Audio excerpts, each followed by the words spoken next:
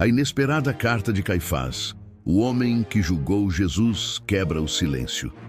Durante séculos, o nome de Caifás ecoou na história como o sumo sacerdote que liderou o julgamento de Jesus Cristo. Ele não foi apenas uma figura política ou religiosa. Caifás era o representante da lei diante de um povo sedento por justiça e ordem. Seu manto carregava o peso da tradição judaica, do templo, da autoridade espiritual. Um homem de prestígio, influência e poder entre os judeus que acreditava estar fazendo o que era certo, mas estava diante do maior mistério da humanidade. Mas, e se o tempo, em sua sabedoria divina, tivesse preservado algo mais? E se Caifás, nos seus últimos dias, longe dos aplausos e do poder, tivesse escrito uma carta, uma confissão pessoal, uma entrega de alma, não como líder religioso, mas como homem, diante da eternidade? Essa pergunta, por si só, já carrega um impacto profundo. E se Caifás tivesse deixado um testemunho sobre quem realmente foi Jesus? Uma carta escrita não com tinta, mas com arrependimento. Não com arrogância, mas com lágrimas. Imagine a cena, um homem envelhecido, rodeado de silêncio. Os corredores do templo já não ecoam sua voz. Os títulos já não o protegem. O tempo já não o obedece. E então, diante de uma vela acesa e um pergaminho simples, ele decide escrever, não para justificar o passado, mas para tocar o futuro. Por muito tempo, me vi como defensor da fé, guardião da lei. Mas hoje, entendo que estive diante da verdade e não a reconheci. Jesus de Nazaré não foi um rebelde, como pensei. Ele era luz e eu preferia a escuridão. Essa hipótese, ainda que simbólica, revela algo poderoso. Porque Caifás não é apenas um personagem histórico. Ele é reflexo do coração humano quando confrontado com o divino. É a personificação da resistência à graça, da razão que se fecha ao mistério da fé. Muitos, ainda hoje, repetem esse erro. Olham para Jesus como um personagem distante, como um mito religioso. Mas Jesus continua vivo, tocando corações, quebrando estruturas, transformando vidas. E mesmo aqueles que o negaram, como Pedro, como Paulo, como Caifás, podem encontrar redenção. Essa carta imaginária de Caifás não é apenas uma peça criativa. Ela é um convite, um espelho. Quantas vezes rejeitamos o Cristo em nossas decisões, em nosso orgulho, em nossos medos? A grande verdade é esta: ninguém permanece o mesmo depois de se encontrar com Jesus. Seja em silêncio ou em palavras, todo coração um dia terá que responder: quem é Jesus para mim?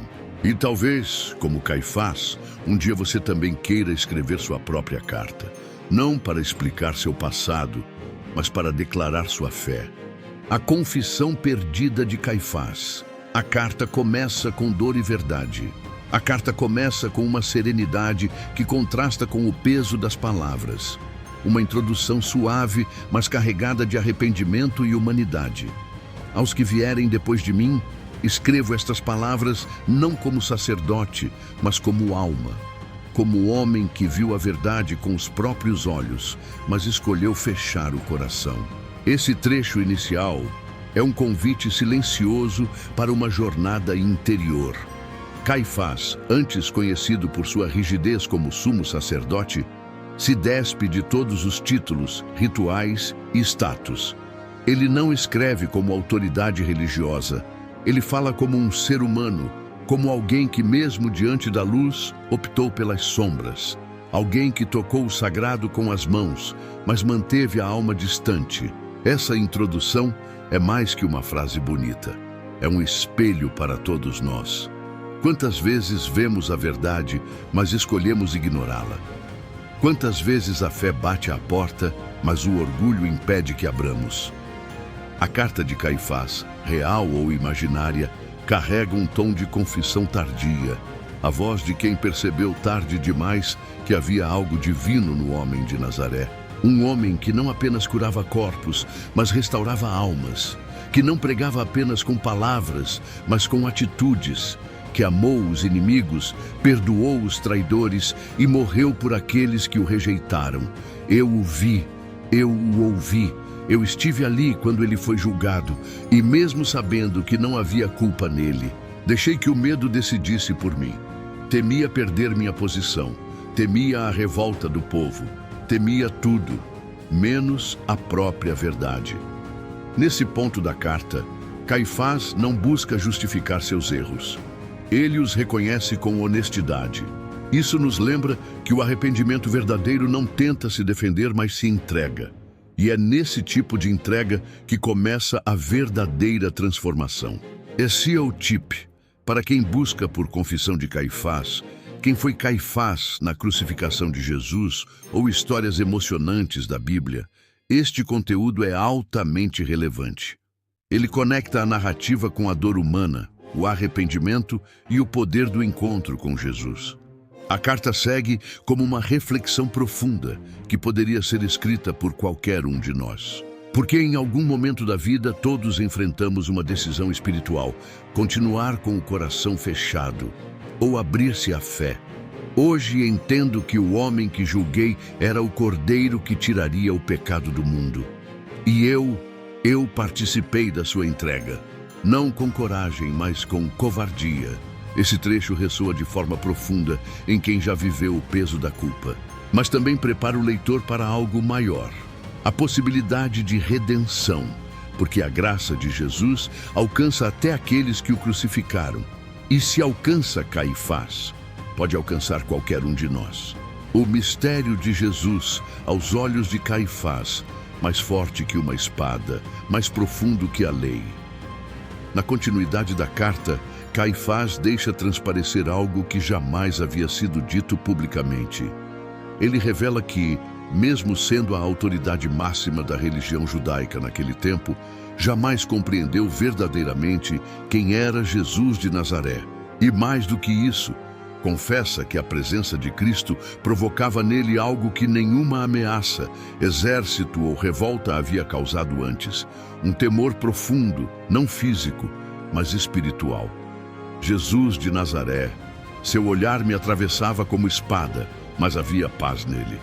Quando falava, mesmo sem levantar a voz, era como se o céu inteiro silenciasse para ouvi-lo. Ele não buscava o trono, mas o coração das pessoas. E isso nos amedrontava mais do que se tivesse empunhado uma espada. Essa descrição não é apenas poética, ela é reveladora. Caifás reconhece que o poder de Jesus não estava em sua força ou número de seguidores, mas em algo inexplicável, sua autoridade espiritual e moral. A presença de Jesus desarmava sem violência. Sua palavra confrontava sem agredir. E isso, para os líderes religiosos da época, era mais ameaçador do que qualquer rebelião armada. SEO, Insight. Esse trecho toca em buscas como quem foi Jesus para Caifás, o julgamento de Jesus na visão de seus inimigos. Jesus como mistério. Porque os fariseus temiam Jesus, a autoridade espiritual de Jesus, entre outras palavras-chave relevantes para o público cristão e interessado em teologia bíblica. Caifás se recorda de forma íntima do olhar de Cristo. Um olhar que, segundo ele, atravessava como lâmina, mas não feria com ódio, feria com verdade e amor. Um tipo de confronto que só os olhos puros podem provocar. O tipo de verdade que desmonta o orgulho dos que acham que conhecem tudo sobre Deus, mas não o reconhecem quando ele se revela.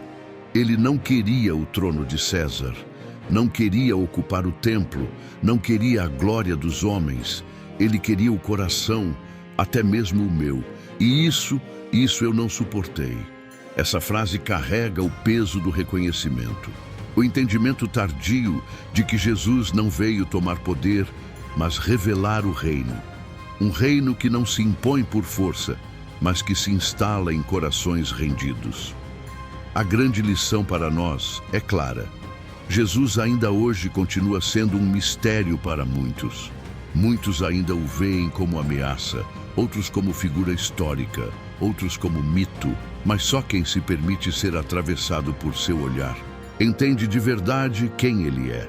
Essa parte da carta de Caifás nos lembra que o verdadeiro poder de Cristo está no amor que transforma, na verdade que liberta e na paz que supera todo o entendimento. Ele não precisa de trono, coroa ou multidões para ser rei. Ele reina em corações que se abrem. Caifás e o túmulo vazio, a verdade que perturbava o silêncio. Na parte mais inquietante da carta, Caifás revela algo que jamais ousou admitir em público. Ele confessa que, mesmo após a crucificação de Jesus, o silêncio que esperava nunca chegou. Pelo contrário, os rumores aumentaram, os sinais se multiplicaram e sua alma começou a ser invadida por dúvidas que não conseguia calar. Mesmo depois de sua morte, não houve paz. Os guardas falavam do túmulo vazio, os pescadores diziam tê-lo visto vivo. Até membros do próprio Sinédrio comentavam em voz baixa sobre milagres que não cessaram. E quanto mais eu mandava silenciar, mais minha consciência gritava. Essas palavras revelam que a ressurreição de Jesus não foi apenas um evento sobrenatural, mas uma ruptura no sistema religioso da época. Para Caifás, que representava a cúpula da autoridade judaica, a notícia de que o túmulo estava vazio era uma ameaça não só à ordem, mas à própria crença de que ele havia vencido. Essa é o em ação. Termos como ressurreição de Jesus, túmulo vazio, milagres após a morte de Cristo, testemunhos da ressurreição, o que Caifás sabia sobre Jesus, entre outros, são altamente procurados em pesquisas sobre a vida e ministério de Jesus. Caifás relata que, mesmo tentando abafar os relatos, algo dentro dele se quebrava. Não era apenas pressão externa, era o peso da verdade agindo por dentro. A posição de sumo sacerdote exigia negar tudo aquilo. Sua reputação, seu legado, sua autoridade, tudo dependia de manter a narrativa de que Jesus era um impostor. Mas a fé não é silenciada por decretos. A fé vive, cresce e rompe até os muros mais sagrados. Enviei homens para investigar. Esperei que voltassem com provas do corpo escondido, com testemunhas que negassem os boatos. Mas voltavam apenas com mais histórias. Histórias de um homem que caminhava, que tocava, que comia com os seus. Um homem que vive. Nesse ponto, o leitor sente o peso do conflito interno de Caifás. Ele não estava apenas lutando contra os seguidores de Jesus, mas contra sua própria alma, contra o incômodo sagrado que o confrontava no silêncio da noite. Porque a dúvida sobre a ressurreição de Jesus não é uma simples questão teológica, é um divisor de águas eterno. Ou ele vive, ou tudo perde o sentido. Caifás descreve como a inquietação crescia. Os olhos dos que antes zombavam agora brilhavam com fé. Os mesmos discípulos que fugiram com medo agora pregavam com ousadia. E aquilo, mais do que qualquer milagre físico, era um milagre espiritual impossível de ignorar. Eu vi homens comuns falarem com autoridade. Vi o amor vencer o medo. Vi o impossível se tornar inevitável. E mesmo sem admitir dentro de mim, eu sabia. Ele não estava mais entre os mortos. O reconhecimento de Caifás. Ele era o Filho do Deus vivo. Na parte mais comovente da carta, Caifás deixa de lado qualquer resistência. Ele não fala mais como autoridade, nem como observador da história. Ele escreve como alguém que finalmente entendeu aquilo que o coração sempre soube, mas o orgulho sempre escondeu.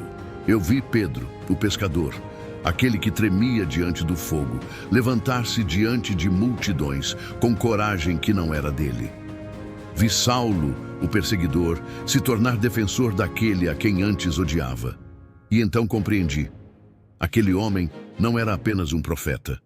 Não era apenas um mestre. Ele era o Filho do Deus vivo. E eu o neguei. Essas palavras não apenas emocionam.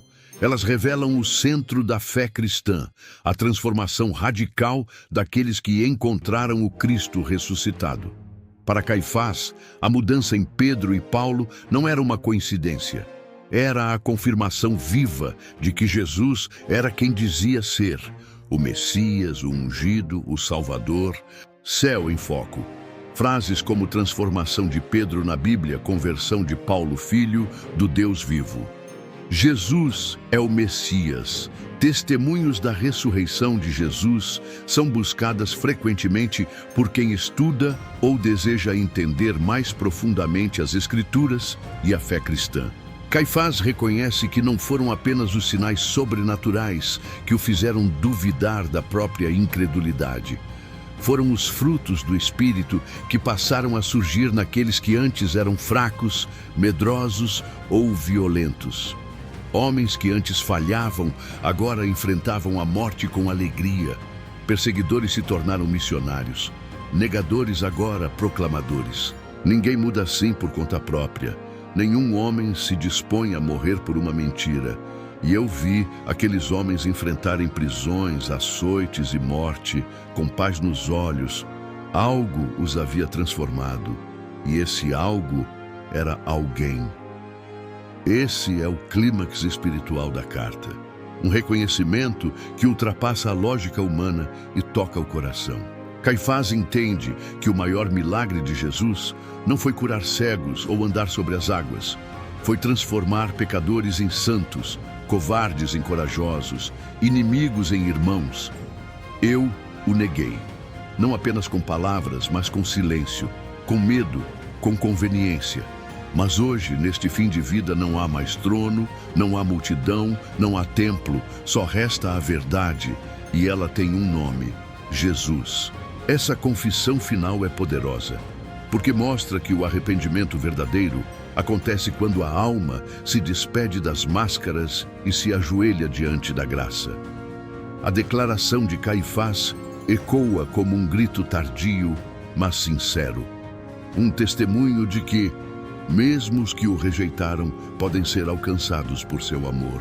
A confissão final de Caifás, do orgulho religioso à graça redentora. Nos parágrafos finais de sua carta, Caifás já não fala como sacerdote, teólogo ou líder. Fala como um homem quebrantado, despido de toda pompa e profundamente tocado pela realidade da eternidade. Não resta mais título, nem púlpito, nem templo. Apenas uma alma diante de Deus. Sei que para muitos serei lembrado como o sacerdote que se opôs ao Messias. Talvez eu mereça esse peso, mas deixo esta carta como clamor de uma alma arrependida, porque o Cristo que eu rejeitei é o mesmo que me perdoa. Essas palavras ecoam como um testemunho de esperança tardia, mas sincera, um arrependimento profundo que revela a natureza infinita da graça.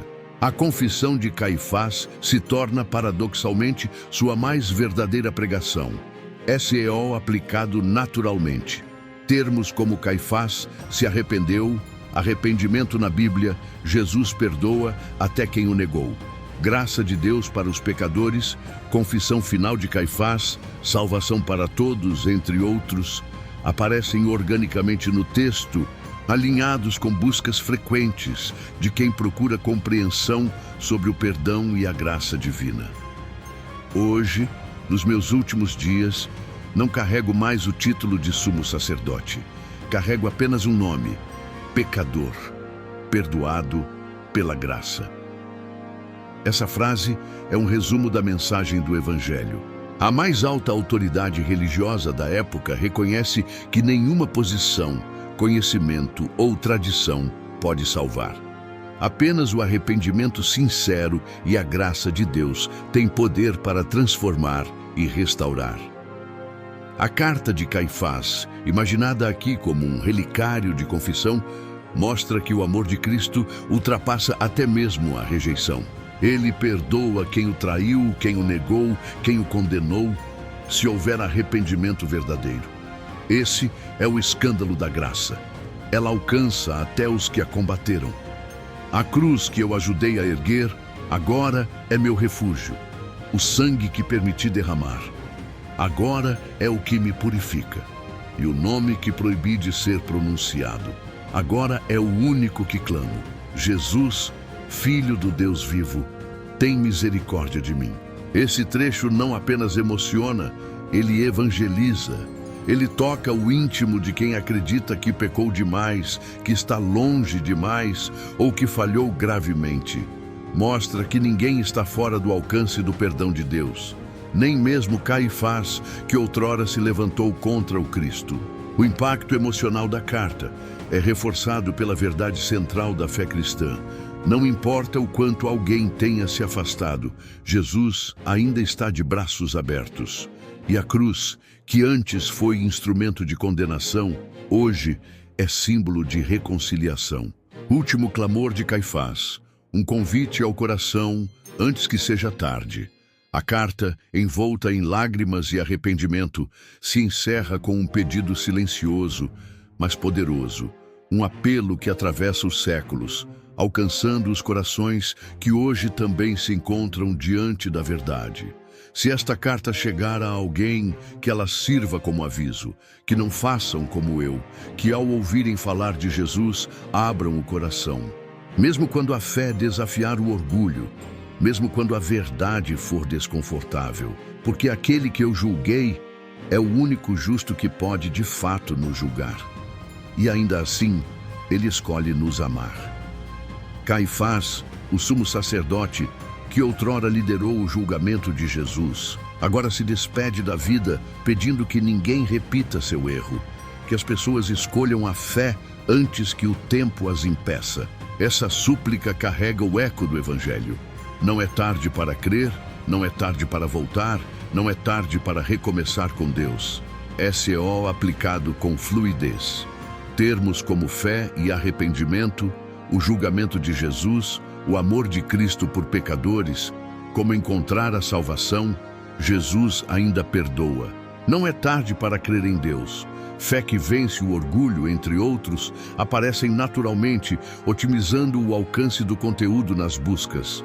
Jesus, aquele que foi julgado por homens, continua sendo o único justo que pode nos julgar, mas escolheu nos amar. Essa frase poética e profunda revela a essência da graça e justiça de Cristo. Ele, o santo, o inocente, foi condenado injustamente, mas não revidou com condenação. Respondeu com amor, perdão e redenção. A carta então termina com uma verdade que toca a todos nós. Não há registro histórico autêntico dessa carta, mas há algo dentro de nós que reconhece sua verdade. Porque em algum momento da vida, todos nos tornamos como Caifás. Somos confrontados com a verdade de Cristo e muitas vezes preferimos o conforto da dúvida ao sacrifício da fé. Somos tentados a rejeitar aquilo que ameaça nossas certezas. Mas Jesus continua estendendo a mão, não para apontar erros, mas para nos levantar. Todos nós, em algum ponto, somos Caifás, temerosos diante da luz. Mas o Cristo não se afasta. Ele se aproxima e ainda hoje sua mão fere o orgulho para curar a alma. Essa mensagem final é um convite universal. Não apenas a reflexão, mas a decisão, a rendição. Porque o mesmo Cristo que foi julgado, morto e ressuscitado, continua vivo, chamando, curando e salvando. Se essa mensagem falou com você, não guarde só para si. Compartilhe este vídeo com alguém que precisa ser lembrado de que ainda há tempo para voltar para Deus. Quantos ainda vivem como Caifás, presos ao medo, ao orgulho ou à dúvida, quando a verdade já bate à porta do coração? Inscreva-se no canal Filosofiando com Fé e ative o sininho para não perder mais conteúdos que tocam a alma e despertam a fé. Deixe nos comentários o que Jesus já transformou na sua vida. Seu testemunho pode ser a resposta para a dor de alguém. E lembre-se, nunca é tarde demais para reconhecer a verdade. A mão de Jesus ainda está estendida, não para acusar, mas para salvar.